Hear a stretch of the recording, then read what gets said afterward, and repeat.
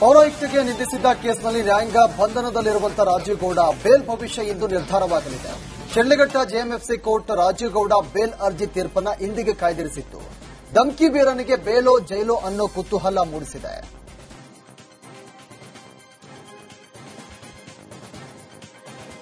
ರೂಪಾಯಿ ಇಲ್ಲಿ ತನಕ ಖರ್ಚಾಗಿಲ್ಲ. ಟೆಂಡರ್ಗಳಿಗೆ ಯಾರಿಗೆ ಹಾಕಲಿಕ್ಕೆ ಇಂಡಿಪೆಂಡೆಂಟ್ ಇಲ್ಲ. ಟೆಂಡರ್ ಹಾಕಿದ್ರೆ ಕಾಮಗಾರಿ ಪೂಜೆ ಮಾಡಬೇಕಂದ್ರೆ 70% ಕಮಿಷನ್ ಕೊಡಬೇಕು ಅಂತ ರಾಜ್ಯ ಗುತ್ತಿಗೆದಾರರ ಸಂಘದ ಗೌರವ ಅಧ್ಯಕ್ಷ ಜಗನ್ನಾಥ್ ಗಂಭೀರವಾಗಿ ಆರೋಪ ಮಾಡಿದ್ದಾರೆ. ಕಾಮಗಾರಿ ನಡೆಸೋದಕ್ಕೆ ಬಿಡಲ್ಲ, ಹಣ ಕೂಡ ರಿಲೀಸ್ ಮಾಡಲ್ಲ ಅಂತ ಹೇಳ್ತಾ ಇದ್ದಾರೆ. ಕೊಟ್ಟಿದ್ದಾರೆ 5,000 ಕೋಟಿ ರೂಪಾಯಿ ಇಲ್ಲಿ ತನಕ ಖರ್ಚಾಗಿಲ್ಲ. ಟೆಂಡರ್ಗಳಿಗೆ ಯಾರಿಗೆ ಹಾಕಲಿಕ್ಕೆ ಇಂಡಿಪೆಂಡೆಂಟ್ ಇಲ್ಲ. ಟೆಂಡರ್ ಹಾಕಿದ್ರೆ ಟೆಂಡರ್ ತೆಗಿಸ್ತಾರೆ. ಏನು ಅವೆಲ್ಲ ಟೆಂಡರ್ ತಗ ಟೈಮ್ ಪ್ರಕಾರ ಮಾಡಕ್ತಾ ಇರಲಿಲ್ಲ. ಹೋಸ್ಟೆಲ್ ಹಿಂಗೆ ಮಾಡಕ್ಕೆ 5,000 ರೂಪಾಯಿ ವೆಸ್ಟ್ ಮಾಡಿದ್ರು. ಲ್ಯಾಂಡ್ ಆರ್ಮಿಗೆ ಮತ್ತು ನಿರ್ಮಿತ ಕೇಂದ್ರಕ್ಕೆ ಕೊಟ್ಟು ಎಷ್ಟು ಪರ್ಸೆಂಟೇಜ್ ತಗೊಂಡ್ರು ಅದು ತಗೊಂಡವ್ರಿಗೆ ಗೊತ್ತಾ. ಈ ವರ್ಷ ಹಂಗೆ ಮಾಡ್ಲಾಗ್ತಾರೆ. ಈಗ ನೋಡ್ರಿ, ಈಗ ಜನವರಿ ಬಂದ್ರು ಇಲ್ಲಿ ತನಕ 1,000 ಕೋಟಿ ರೂಪಾಯಿ ಟೆಂಡರ್ ಆಗಿಲ್ಲ. ಅದಕ್ಕೆ ಏನದ ನೀವು ಇಮಿಡಿಯೇಟ್ ಟೆಂಡರ್ ಕರೆದಕ್ಕೆ ಕೆಲಸಕ್ಕೆ ಮಾಡ್ರಿ ಇದು ಅಂತ ಹೇಳಿ ನಾವು ಎಲ್ಲ ಕಾಂಟ್ರಾಕ್ಟರ್ಗೆ ಎಲ್ಲ 42 ಶಾಸಕರಿಗೆ ಮತ್ತೆ ಎಲ್ಲ ಜಿಲ್ಲೆಯ ಇವರಿಗೆ ಜಿಲ್ಲೆಯ ಇನ್ಚಾರ್ಜ್ ಮಿನಿಸ್ಟರ್ಗೆ ಲೆಟರ್ ಬರೆದಿದ್ದೆವು. ಇಮಿಡಿಯೇಟ್ ವರ್ಕ್ ಚಾಲೂ ಮಾಡ್ರಿ. ಅಯೋಧ್ಯೆಯಲ್ಲಿ ಮೊದಲ ವಾಲ್ಮೀಕಿಗೆ ನಂತರ ರಾಮನಿಗೆ ಪೂಜೆ ಮಾಡುವಂತೆ ಸಂಸದ ಸುನಿಲ್ ಬೋಸ್ ಹೊಸ ವಾದವನ್ನು ಮುಂದಿಟ್ಟಿದ್ದಾರೆ. ಮೈಸೂರಿನ ಕೇತಹಳ್ಳಿ ವಾಲ್ಮೀಕಿ ಭವನ ಉದ್ಘಾಟನೆ ವೇಳೆ ಅವರು ಮಾತನಾಡಿದ್ದಾರೆ. ರಾಮನ ಸೃಷ್ಟಿಕರ್ತರು ಮಹರ್ಷಿ ವಾಲ್ಮೀಕಿ, ಮಹರ್ಷಿಗಳು ಅಂತ ಹೇಳಿದ್ದಾರೆ. ವಾಲ್ಮೀಕಿ ಅವರು ರಾಮಾಯಣ ಬರೆದುಬಿಟ್ಟಿದ್ದಾರೆ. ಅದೇ ರಾಮ ಅಂದ್ರೆ ವಾಲ್ಮೀಕಿ ಸೃಷ್ಟಿ ಮಾಡೋದು. ಅಲ್ಲಿಂದ ವಾಲ್ಮೀಕಿ ಕೂಡ ಅಂದ್ರೆ ನಾವೆಲ್ಲ ಹಿಂದೂಕ್ಕೆ ಬನ್ನಿ, ಹಿಂದೂಗಳು ನಾವು ಅಂತ ಸೃಷ್ಟಿ ಮಾಡಿದ್ದಾರೆ.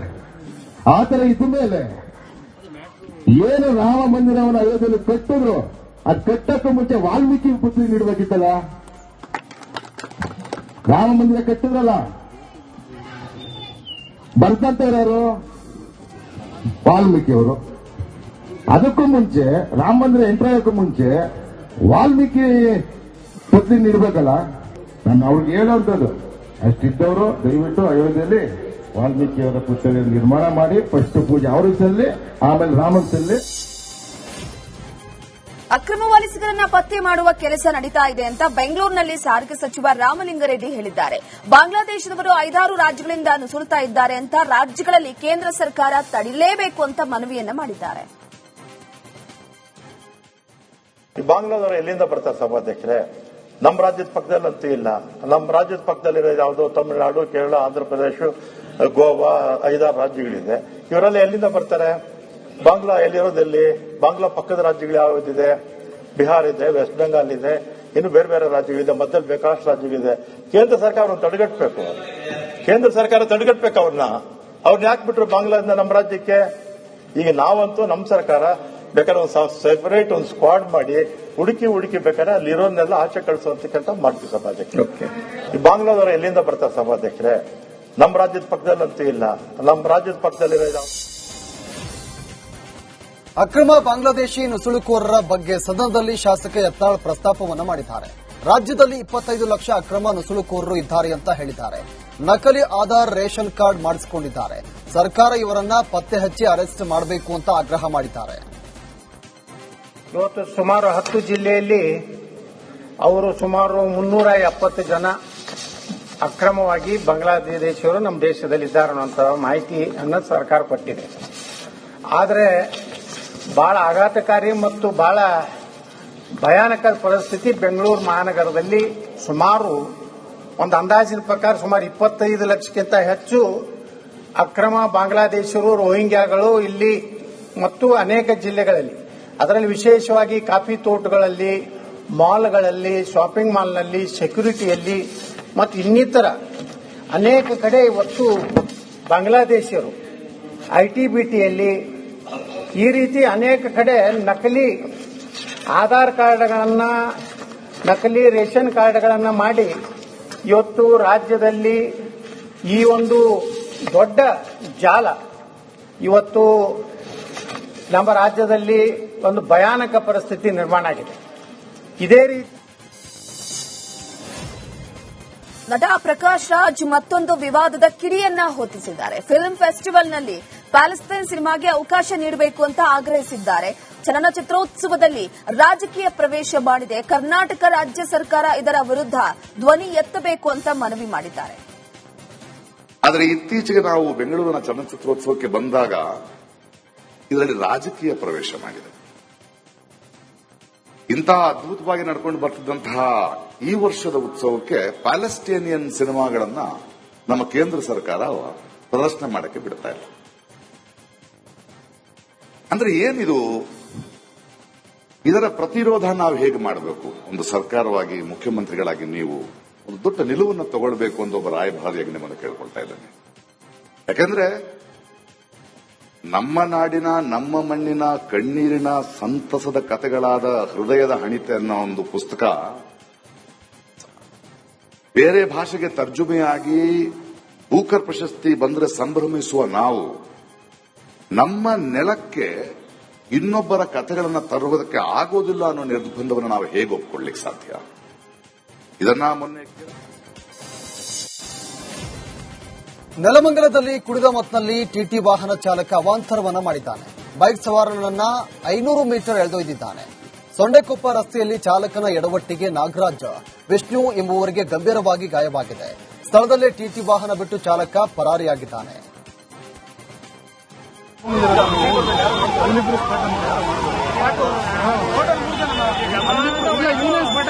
ಗಾಡಿ ಡ್ರೈವರ್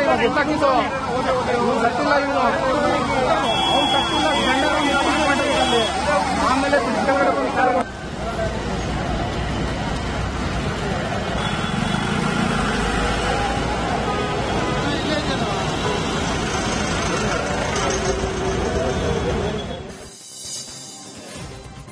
ಬಾಗಲಕೋಟೆ ಜಿಲ್ಲೆಯ ಆಲುಬಾಳ ಸರ್ಕಾರಿ ಕನ್ನಡ ಮಾದರಿ ಪ್ರಾಥಮಿಕ ಶಾಲೆಯ ಮಕ್ಕಳು ಚರಂಡಿ ನೀರಲ್ಲಿ ಮಕ್ಕಳು ಪ್ಲೇಟ್ ತೊಳೆದ ಆರೋಪ ಕೇಳಿಬಂದಿತ್ತು. ರಿಪಬ್ಲಿಕ್ ಕನ್ನಡ ವರದಿ ಆಧರಿಸಿ ಮಕ್ಕಳ ಹಕ್ಕು ಆಯೋಗ ಬಾಗಲಕೋಟೆ ಜಿಲ್ಲಾಡಳಿತಕ್ಕೆ ಪತ್ರವನ್ನ ಬರೆದಿತ್ತು. ಜಿಲ್ಲಾಡಳಿತ ಸೂಚನೆ ಮೇರೆಗೆ ಜಮಖಂಡಿ ಬಿಇಒ ಭೇಟಿ ನೀಡಿ ಪರಿಶೀಲನೆಯನ್ನ ನಡೆಸಿದ್ದಾರೆ. ಇವತ್ತು ಸರ್ಕಾರಿ ಹಿರಿಯ ಪ್ರಾಥಮಿಕ ಶಾಲೆ ಆಲುಬಾಳ ಜಮಖಂಡಿ ತಾಲೂಕು ಬಾಗಲಕೋಟೆ ಜಿಲ್ಲೆಗೆ ಭೇಟಿ ಕೊಟ್ಟಿದ್ದೀವಿ. ಏನು ಕೆಲವೊಂದು ಸಂಗತಿಯಾಗಿ ವಿದ್ಯಾರ್ಥಿಗಳು ಗಟರ್ ನೀರಿನಲ್ಲಿ ತಟ್ಟೆಗಳನ್ನು ತೊಳೆದಿರೋದಂತಕ್ಕಂಥ ವಿಷಯ ಕುರಿತು. ಆದರೆ ಗಟರ್ ನೀರಿನಲ್ಲಿ ವಿದ್ಯಾರ್ಥಿಗಳು ತಟ್ಟೆನ ತೊಳೆದಿರುವುದಿಲ್ಲ. ಬಟ್ ಗಟರಕ್ಕೆ ಜೋಡಣೆ ಆಗಿರ್ತಕ್ಕಂಥ ಒಂದು ಫಿಲ್ಟರ್ ನೀರಿನ ವೇಸ್ಟೇಜ್ ನೀರು ಹೋಗ್ತಕ್ಕಂಥದ್ದಿದೆ. ಆ ನೀರಿನಿಂದ ತೊಳೆದಿರ್ತಕ್ಕಂಥದ್ದನ್ನ ನಾವು ಇವತ್ತು ಪರಿಶೀಲನೆ ಕಾಲಕ್ಕೆ ಕಂಡು ಬಂದಿದೆ ಮತ್ತು ಅದನ್ನ ಖಚಿತಪಡಿಸಿಕೊಂಡಿದ್ದೀವಿ. ಇನ್ನು ನಿಜವಾಗಿ ಇವತ್ತು ಶಾಲಾ ಆವರಣದಲ್ಲಿನೇ ಮಕ್ಕಳಿಗೆ ತಟ್ಟೆ ತೊಳೆಯಲಿಕ್ಕೆ ಒಂದು 2 ಪ್ರತ್ಯೇಕವಾಗಿರತಕ್ಕಂಥ ನಲ್ಲಿ ವ್ಯವಸ್ಥೆ ಕೂಡ ಇದೆ. ಆದರೆ ಅವತ್ತು ಮಕ್ಕಳು ಯಾವ ರೀತಿ ತಪ್ಪಿಸ್ಕೊಂಡು ಹೋಗಿದಾವೆ ನಮಗೂ ಕೂಡ ಅದೊಂದು ಆಶ್ಚರ್ಯವಾಗಿದೆ. ಇದರ ಜೊತೆಗೆ ತಟ್ಟೆ ತೊಳೆಯಲಿಕ್ಕೆ ಪ್ರತ್ಯೇಕ ವ್ಯವಸ್ಥೆ ಜೊತೆಗೆ ಕುಡಿ ನೀರಿನ ವ್ಯವಸ್ಥೆಯನ್ನು ಕೂಡ ಪ್ರತ್ಯೇಕವಾಗಿ ಶಾಲೆಯಲ್ಲಿ ಮಾಡಿಕೊಂಡಿದ್ದಾರೆ. ದೇವನಹಳ್ಳಿ ಸುತ್ತಮುತ್ತ ದಟ್ಟ ಮಂಜು ಆವರಿಸಿದ ಹಿನ್ನೆಲೆ ಕೆಲ ವಿಮಾನಗಳ ಹಾರಾಟದಲ್ಲಿ ವ್ಯತ್ಯಯ ಉಂಟಾಗಿದೆ. ಕೆಂಪೇಗೌಡ ಏರ್ಪೋರ್ಟ್ ರನ್ವೇನಲ್ಲಿ ದಟ್ಟ ಮಂಜು ಆವರಿಸಿದೆ. ಟೇಕಾಫ್ನಲ್ಲಿ ವಿಳಂಬ ಆಗ್ತಾ ಇದೆ.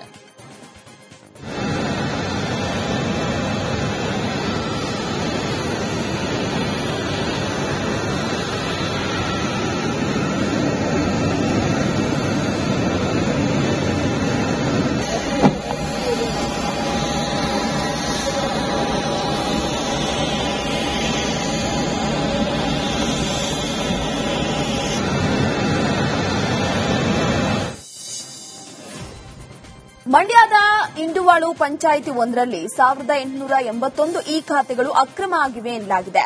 ಒಂದು ಖಾತೆಗೆ ಲಕ್ಷದಷ್ಟು ಹಣವನ್ನ ಪಡೆದು ಅಕ್ರಮವಾಗಿ ಖಾತೆ ಮಾಡಿಕೊಳ್ಳಲಾಗಿದೆ. ರಿಯಲ್ ಎಸ್ಟೇಟ್ ಉದ್ಯಮಿಗಳ ಜೊತೆ ಸೇರಿ ಅಧಿಕಾರಿಗಳು ಅಕ್ರಮವನ್ನ ಎಸಗಿದ್ದಾರೆ ಅನ್ನುವ ಆರೋಪ ಕೇಳಿಬಂದಿದೆ. ತಹಸೀಲ್ದಾರ್, ತಾಲೂಕು ಪಂಚಾಯಿತಿ ಇಒ ನೇತೃತ್ವದ ತನಿಖಾ ತಂಡದಿಂದ ಅಕ್ರಮ ಬಯಲಾಗಿದೆ.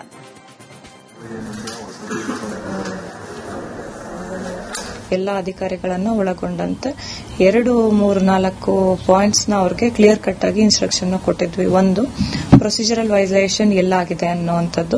ಪ್ರೊಸೀಜರಲ್ ವೈಲೇಷನ್ ಆಗಿದ್ರೆ ಯಾರ ಸಮಯದಲ್ಲಿ ಆಗಿದೆ ಅನ್ನೋದನ್ನ ಕೇಳಿದ್ವಿ. ಯಾವುದೋ ಅಟ್ಯಾಚ್ಡ್ ಸಪೋರ್ಟಿವ್ ಡಾಕ್ಯುಮೆಂಟ್ಸ್ ಇಲ್ದಿರ ಮಾಡಿದಾರ, ಲೀಗಲ್ ಇದೆಯಾ ಇಲ್ಲೀಗಲ್ ಇದೆಯಾ ಅನ್ನೋದನ್ನ ವೆರಿಫಿಕೇಶನ್ ಮಾಡಿರೋದು ಎಷ್ಟು ಈ ಸ್ವತ್ತುಗಳು ಆ ಪೀರಿಯಡ್ ಅಲ್ಲಿ ಎಷ್ಟು ಲೀಗಲ್ ಇದೆ, ಎಷ್ಟು ಇಲ್ಲೀಗಲ್ ಇದೆ, ಇಲ್ಲೀಗಲ್ ಇರೋದ್ರಲ್ಲಿ ಎಷ್ಟು ಪ್ರೊಸೀಜರಲ್ ವೈಲೇಷನ್ಸ್ ಆಗಿದೆ, ಯಾರ ಪೀರಿಯಡ್ ಅಲ್ಲಿ ಆಗಿದೆ, ಏನ್ ಕ್ರಮ ವಹಿಸಬೇಕಂತ ವಿಸ್ತೃತವಾಗಿ ವರದಿಯನ್ನ ಕೊಡಿ ಅಂತ ಹೇಳಿದ್ವಿ ಈಗಾಗಲೇ. ಸೊ ಆ ನಿಟ್ಟಿನಲ್ಲಿ ಸುಮಾರು 600ಕ್ಕೂ ಹೆಚ್ಚು ಈ ಸ್ವತ್ತುಗಳ ಬಗ್ಗೆ ಮೊದಲನೇ ಹಂತದಲ್ಲಿ ಏನು ಫಾರ್ಮ್ ಮಾಡಿದ್ವಿ ಕಮಿಟಿ ಅದರದ್ದು ರಿಪೋರ್ಟ್ ನಮ್ಗೆ. ಬೆಳಗಾವಿಯಲ್ಲಿ ಗ್ರಾಮ ಪಂಚಾಯಿತಿ ಅಧ್ಯಕ್ಷನೋರ್ವ ಸಮಸ್ಯೆ ಹೇಳಿದವನನ್ನ ಬೆನ್ನು ಕಚ್ಚಿದ್ದಾನೆ. ಶಿಂದೋಗಿ ಗ್ರಾಮದಲ್ಲಿ ಪಿಡಿಒಗೆ ಸಮಸ್ಯೆ ಹೇಳಿದ ವ್ಯಕ್ತಿ ಮೇಲೆ ಚಪ್ಪಲಿಯಿಂದ ಹಲ್ಲೆ ಮಾಡಿರುವಂತಹ ಆರೋಪ ಕೇಳಿಬಂದಿದೆ. ಮನೆಗೆ ನುಗ್ಗಿ ತಾಯಿ ಅಜ್ಜಿ ಮೇಲೂ ಕೂಡ ಅಧ್ಯಕ್ಷ ದುರ್ಗಪ್ಪ ಟೋಪೋಜಿ ಹಲ್ಲೆ ಮಾಡಿರುವಂತಹ ಆರೋಪ ಕೂಡ ಕೇಳಿ ಬಂದಿದೆ. ಶಾಲೆ ಪಕ್ಕದಲ್ಲಿ ಚರಂಡಿ ನೀರು ನಿಂತು ಓಡಾಟಕ್ಕೆ ತೊಂದರೆ ಆಗ್ತಾ ಇದೆ. ಈ ಬಗ್ಗೆ ಪಿಡಿಒಗೆ ದೂರು ಸಲ್ಲಿಸೋಕೆ ಹೋಗಿದ್ದಕ್ಕೆ ಅಧ್ಯಕ್ಷ ಹಲ್ಲೆ ಮಾಡಿದ್ದಾರೆ ಅಂತ ಗಾಯಾಳು ಹನುಮಂತ ಆರೋಪಿಸಿದ್ದಾರೆ.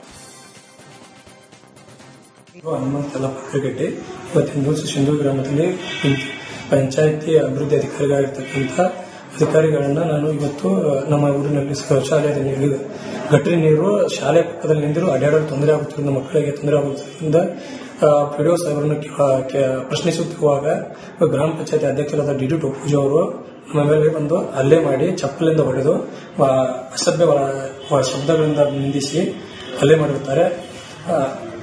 ಮತ್ತು ಅವರ ಕುಟುಂಬಸ್ಥರು ಗುತ್ತಿಗೆದಾರರಾದ ಮಂಜು ಬೇರೆ ಅವರು ಹಾಗೂ ಟೋಪೋಜಿಯ ಕುಟುಂಬದ ಸಮಸ್ತರು ಹಲ್ಲೆ ಮಾಡಿ ಎಕ್ಕೇರಿ ಮಾಳಪ್ಪ ಎಕ್ಕೇರಿ ಅವರು ಹನುಮಂತಲ ಪಕ್ಕಗಟ್ಟೆ ಇವತ್ತಿನ ಶಿಂದೋ ಗ್ರಾಮದಲ್ಲಿ ಪಂಚಾಯಿತಿ ಅಭಿವೃದ್ಧಿ ಅಧಿಕಾರಿಗಳಾಗಿರ್ತಕ್ಕಂಥ ವಿಜಯನಗರದ ತುಂಗಭದ್ರಾ ಡ್ಯಾಂಗೆ ಕೂಡಲೇ ಕ್ರಸ್ಟ್ ಗೇಟ್ ಅಳವಡಿಸಬೇಕು ಅಂತ ಹೋರಾಟಗಾರ ಮಾಧವ್ ರೆಡ್ಡಿ ಆಗ್ರಹ ಮಾಡಿದ್ದಾರೆ. ಅನುದಾನದ ಕೊರತೆ ಇದ್ದರೆ ರಾಜ್ಯ ಸರ್ಕಾರ ಕೂಡಲೇ ಬಿಡುಗಡೆ ಮಾಡಬೇಕು ಅಂತ ಒತ್ತಾಯ ಮಾಡಿದ್ದಾರೆ. ಹೇಳದಂತ ವಿಷಯಕ್ಕೆ ನಾವು ಪ್ರಸ್ತಾವನೆ ಮಾಡಿದಾಗ ದುಡ್ಡಿನ ಕೊರತೆ ಇಲ್ಲ ಅಂತ ಹೇಳಿದ್ದಾರೆ. ಇದೆಲ್ಲ ವಿವರಣೆಯನ್ನ OR ಕೆ ರೆಡ್ಡಿ ನಮ್ಮ ತುಂಗಭದ್ರಾ ಮಂಡಳಿಯ ಸೆಕ್ರೆಟರಿ ಅವರು ಹೇಳಿದ್ದಾರೆ.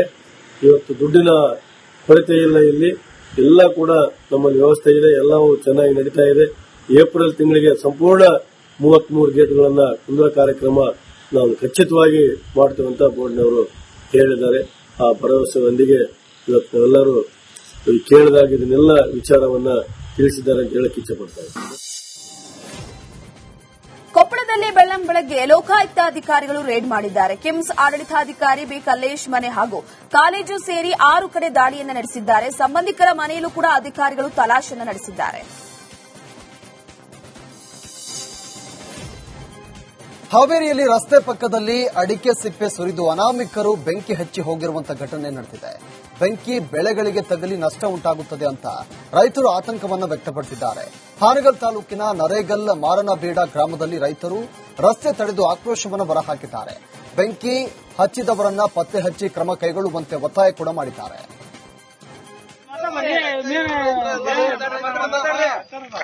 ಅಲ್ಲ ಈಗ ಮಾಡಬಾರ್ದು, ಇಲ್ಲಿ ಬಣಿ ಇದಾವ ಅಂದ್ರೆ ರೈತರು ಏನ್ಗೆ ನಾವು ಹಾಕಿ ಬೆಳೆದ ಕಷ್ಟ ಆಗಿರ್ತಾವ. ಅಲ್ಲ ಈಗ ಮಾಡಬಾರ್ದು, ಇಲ್ಲಿ ಬಣಿ ಇದಾವ ಅಂದ್ರೆ ರೈತರು ಏನ್ಗೆ ನಾವು ಹಾಕಿ ಬೆಳೆದ ಕಷ್ಟ ಆಗಿರ್ತಾವ. ಅಲ್ಲ ಈಗ ಮಾಡಬಾರ್ದು, ಇಲ್ಲಿ ಬಣಿ ಇದಾವ ಅಂದ್ರೆ ರೈತರು ಏನ್ಗೆ ನಾವು ಹಾಕಿ ಬೆಳೆದ ಕಷ್ಟ ಆಗಿರ್ತಾವ. ಅಲ್ಲ ಈಗ ಮಾಡಬಾರ್ದು. ಆಂಧ್ರದಿಂದ ಬಳ್ಳಾರಿಗೆ ಅಕ್ರಮವಾಗಿ ಜಲ್ಲಿಕಲ್ಲು ಹಾಗೂ ಎಸ್ಲ್ಯಾಂಡ್ ಸಾಗಿಸ್ತಾ ಇದ್ದಂತಹ 9 ಲಾರಿಗಳನ್ನು ಸೀಸ್ ಮಾಡಲಾಗಿದೆ. ಹೆಚ್ಚಿನ ಹಣದ ಆಸೆಗೆ ರಾಯಲ್ಟಿ ಕಟ್ಟಡ ಓವರ್ಲೋಡ್ ಹಿನ್ನೆಲೆಯಲ್ಲಿ ಬಳ್ಳಾರಿ ಗ್ರಾಮೀಣ ಪೊಲೀಸರು ಕಾರ್ಯಾಚರಣೆಯನ್ನು ನಡೆಸಿದ್ದಾರೆ. ಆಂಧ್ರದ ಬೊಮ್ಮನಾಳ್ ಗ್ರಾಮದಿಂದ ಅನಧಿಕೃತವಾಗಿ ಎಂಸ್ಯಾಂಡ್ ಸಾಗಿಸ್ತಾ ಇರುವಂತಹ ಆರೋಪ ಕೂಡ ಕೇಳಿಬಂದಿದೆ. ಮಾರುಕಟ್ಟೆಯಲ್ಲಿ ಅಲ್ಲೋಲ ಕಲ್ಲೋಲ ಆಗ್ತಾ ಇದೆ. ಚಿನ್ನದ ಬೆಲೆ ಗ್ರಾಂಗೆ 18,000ಕ್ಕೆ ತಲುಪ್ತಾ ಇದೆ. ಬೆಳ್ಳಿ ಬೆಲೆ ಕೆಜಿಗೆ 4,10,000ಕ್ಕೆ ಜಿಗಿದಿದೆ. 5,000 ಹೆಚ್ಚಳವಾಗಿದ್ದ 10 ಗ್ರಾಂ ಚಿನ್ನದ ಬೆಲೆ ಏಕಾಏಕಿ 11,770 ರೂಪಾಯಿಗೆ ಏರಿಕೆಯಾಗಿದೆ. ವಿಜಯನಗರದಲ್ಲಿ ಮೇವಿನ ಬವಣಿಗೆ ಬೆಂಕಿ ತಗುಲಿ ಸುಟ್ಟು ಭಸ್ಮ ಆಗಿದೆ. ಕೂಡ್ಲಿಗಿ ತಾಲೂಕಿನ ರಂಗನಹಳ್ಳಿ ಗ್ರಾಮದ ರೈತ ರಾಮಣ್ಣ ಎಂಬುವರಿಗೆ ಬಣವೆ ಅಗ್ನಿಗೆ ಆಹುತಿಯಾಗಿರುವಂತದ್ದು. ಅಗ್ನಿಶಾಮಕ ಸಿಬ್ಬಂದಿ ಬೆಂಕಿಯನ್ನು ನಂದಿಸಿದ್ದಾರೆ. ವಿಜಯನಗರ ಜಿಲ್ಲೆ ಹಗರಿಬೊಮ್ಮನಹಳ್ಳಿ ಕೊಗಳಿ ತಾಂಡ ಗ್ರಾಮದಲ್ಲಿ ಅಜ್ಜಮ್ಮ ದೇವಿ ಜಾತ್ರೆ ನಡೆಯಿತು. ಬಂಜಾರ ಸಮುದಾಯದ ಶ್ರೀ ಸೇವಾಲಾಲ್ ಮಹಾರಾಜ್, ಶ್ರೀ ಶಿವಪ್ರಕಾಶ, ಶ್ರೀ ಸೇರಿ ಭಕ್ತಾದಿಗಳು ಕೊಂಡ ಹಾಯ್ದರು.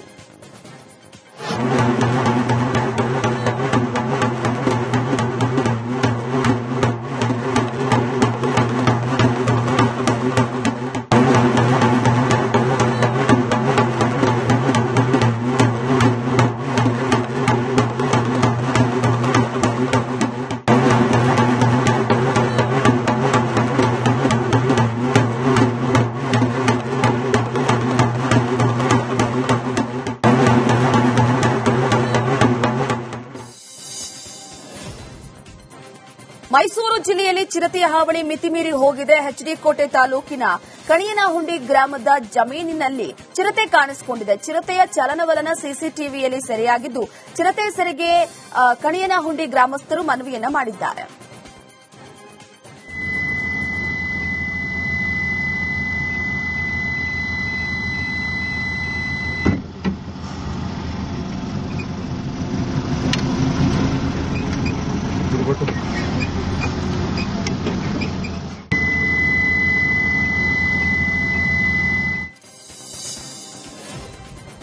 ಭದ್ರಾವತಿಯಲ್ಲಿ ನಡೆದಂತಹ ತರಳಬಾಳು ಹುಣ್ಣಿಮೆ ಕಾರ್ಯಕ್ರಮದಲ್ಲಿ ಡಿಸಿಎಂ ಡಿಕೆ ಶಿವಕುಮಾರ್ ಪಾಲ್ಗೊಂಡಿದ್ದರು. ಭಾಷಣದ ವೇಳೆ ಕಾಂಗ್ರೆಸ್ ಕಾರ್ಯಕರ್ತರು ಡಿಕೆ ಅಂತ ಘೋಷಣೆ ಕೂಗಿದ್ದಾರೆ. ಏನು ಅಂತ ಕಾರ್ಯಕರ್ತರು ಪ್ರಶ್ನೆ ಕೂಡ ಮಾಡಿದ್ದಾರೆ.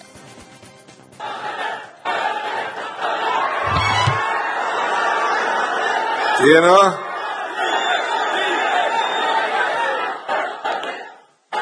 ಬಂದೋಳೆ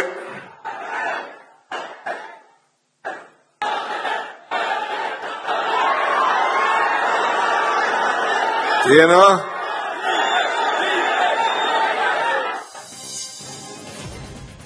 ತರಳಬಾಳು ಹುಣ್ಣಿಮೆ ಅಂದ್ರೆ ಬೆಳಕು, ಭರವಸೆ, ಬದಲಾವಣೆ ಅಂತ ಡಿಸಿಎಂ ಡಿಕೆ ಶಿವಕುಮಾರ್ ಬಣ್ಣಿಸಿದ್ದಾರೆ. ತರಳಬಾಳು ಹುಣ್ಣಿಮೆ ಮಹೋತ್ಸವದಲ್ಲಿ ಅವರು ಮಾತನಾಡಿದ್ರು. ಎಲ್ಲಾ ಸಮಾಜಕ್ಕೂ ಬೆಳಕು ಸಿಗಬೇಕು, ಇದೊಂದು ಐತಿಹಾಸಿಕ ಕಾರ್ಯಕ್ರಮ ಅಂತ ಹೇಳಿದ್ದಾರೆ.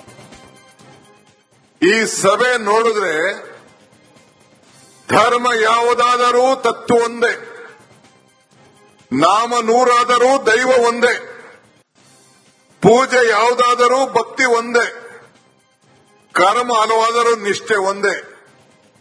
ದೇವನೊಬ್ಬ, ನಾಮ ಹಲವು. ಇದರಲ್ಲಿ ನಂಬಿಕೆಯನ್ನು ಇಟ್ಕೊಂಡು ಇಂಥ ಒಂದು ಪವಿತ್ರವಾದಂತಹ ಸಭೆಯಲ್ಲಿ ನಾವೆಲ್ಲ ಕೂಡ ಸೇರಿದ್ದೇವೆ. ಹೆದ್ದಾರಿಯಲ್ಲಿ ಕಾರು ಸನ್ರೂಫ್ ಓಪನ್ ಮಾಡಿಕೊಂಡು ಅಪಾಯಕಾರಿ ಡ್ರೈವಿಂಗ್ ಮಾಡಿದ್ದಾನೆ. ಬೆಂಗಳೂರು ಕೋಲಾರ ಹೆದ್ದಾರಿಯಲ್ಲಿ ಕಾರು ಓಡಿಸಿದ್ದ ಚಾಲಕನಿಗೆ ಪೊಲೀಸರು ದಂಡ ಹಾಕಿದ್ದಾರೆ. ಮಕ್ಕಳನ್ನ ಸನ್ರೂಫ್ನಲ್ಲಿ ಕೂರಿಸಿಕೊಂಡು ಡ್ರೈವಿಂಗ್ ಮಾಡಿದ ಹಿನ್ನೆಲೆ ಫೈನ್ ಹಾಕಲಾಗಿದೆ. ಹೊಸಕೋಟೆ ಸಂಚಾರಿ ಪೊಲೀಸ್ ಠಾಣೆಯಲ್ಲಿ ಕೇಸ್ ಕೂಡ ದಾಖಲಾಗಿದೆ.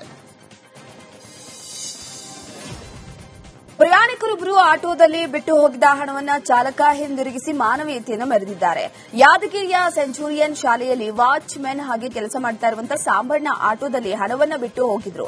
ಪೊಲೀಸರ ಸಹಾಯದ ಸಾಂಬಣ್ಣನನ್ನ ಹುಡುಕಿದ ಆಟೋ ಚಾಲಕ 1.5 ಲಕ್ಷವನ್ನ ಮರಳಿಸಿದ್ದಾರೆ.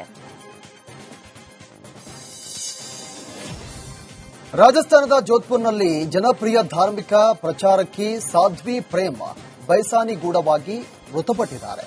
ಭಜನೆಗಳ ಮೂಲಕ ಸಾವಿರಾರು ಅಭಿಮಾನಿಗಳನ್ನು ಹೊಂದಿದ್ದ ಸಾಧ್ವಿ ಅವರ ಸಾವು ಇದೀಗ ದೊಡ್ಡ ಚರ್ಚೆಗೆ ಕಾರಣವಾಗಿದೆ.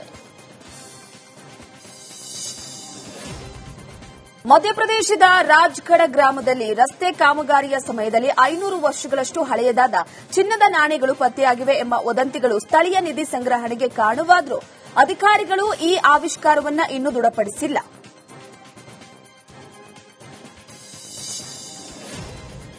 ಹಿಮಾಚಲ ಪ್ರದೇಶದಲ್ಲಿ ನಿರಂತರ ಹಿಮಪಾತ ಆಗ್ತಾ ಇದೆ. ಮನಾಲಿಯಲ್ಲಿ ಮಂಜಿನ ಹೊದಿಕೆ ಆಗ್ತಾ ಇದೆ. ಹಿಮ ಮಳೆ ಕಣ್ತುಂಬಿಕೊಳ್ಳಲು ದೇಶ ವಿದೇಶಗಳಿಂದ ಪ್ರವಾಸಿಗರು ಲಗ್ಗೆ ಇಡ್ತಾ ಇದ್ದಾರೆ. ಮಂಜಿನ ಗಡ್ಡೆಗಳ ನಡುವೆ ಎಂಜಾಯ್ ಕೂಡ ಮಾಡ್ತಾ ಇದ್ದಾರೆ. ಜಮ್ಮು ಕಾಶ್ಮೀರದಲ್ಲಿ ಹಿಮಮಳೆ ಆಗ್ತಾ ಇದೆ. ಇನ್ನ ಉಧಂಪುರದಲ್ಲಿ ರಸ್ತೆಗಳು ಬಿಳಿ ಹಿಮದ ಹೊದಿಕೆಯಿಂದ ಆವೃತವಾಗಿದೆ. ಸಂಚಾರಕ್ಕೆ ತೀವ್ರ ತೊಂದರೆ ಉಂಟಾಗಿದ್ದು ಕಥುವಾದಲ್ಲಿ ಜೆಸಿಬಿ ಬಳಸಿ ರಸ್ತೆಗಳಿಂದ ಹಿಮವನ್ನು ತೆಗೆದುಹಾಕುವ ಕೆಲಸವನ್ನು ನಡೆಸಲಾಗುತ್ತಿದೆ. ಇರಾನ್ ಕೂಡಲೇ ಒಪ್ಪಂದ ಮಾಡಿಕೊಳ್ಳದಿದ್ದರೆ ಪರಿಣಾಮ ನೆಟ್ಟಗೆ ಇರಲ್ಲ ಅಂತ ಅಮೆರಿಕ ಅಧ್ಯಕ್ಷ ಡೊನಾಲ್ಡ್ ಟ್ರಂಪ್ ಎಚ್ಚರಿಕೆ ಕೊಟ್ಟಿದ್ದಾರೆ. ಇರಾನ್ ಮೇಲೆ ಸೇನಾ ಕಾರ್ಯಾಚರಣೆ ನಡೆಸಲು ಸಿದ್ಧರಿದ್ದೇವೆ. ಕಳೆದ ಬಾರಿಗಿಂತ ದೊಡ್ಡದಾದ ಮಿಲಿಟರಿ ದಾಳಿ ಎದುರಿಸಬೇಕಾಗುತ್ತೆ ಅಂತ ಎಚ್ಚರಿಸಿದ್ದಾರೆ. ಹುಚ್ಚು ದೊರೆ ಮತ್ತೆ ಗೊಡ್ಡು ಬೆದರಿಕೆ ಅಸ್ತ್ರವನ್ನ ಪ್ರಯೋಗ ಮಾಡಿದ್ದಾನೆ. ಕ್ಯೂಬಾಗೆ ತೈಲ ಸರಬರಾಜು ಮಾಡುವ ರಾಷ್ಟ್ರಗಳ ಮೇಲೆ ಸುಂಕ ವಿಧಿಸುವ ಧಮಕಿಯನ್ನ ಹಾಕಿದ್ದಾನೆ. ಈ ಆದೇಶಕ್ಕೆ ಅಮೆರಿಕ ಅಧ್ಯಕ್ಷ ಟ್ರಂಪ್ ಸಹಿ ಹಾಕಿದ್ದಾರೆ. ಈ ನಿರ್ಧಾರ ಕಮ್ಯುನಿಸ್ಟ್ ದ್ವೀಪ ರಾಷ್ಟ್ರ ಕ್ಯೂಬಾ ಮೇಲೆ ಆರ್ಥಿಕ ಬರೆ ಎಳೆಯುವ ಸಾಧ್ಯತೆ ಇದೆ.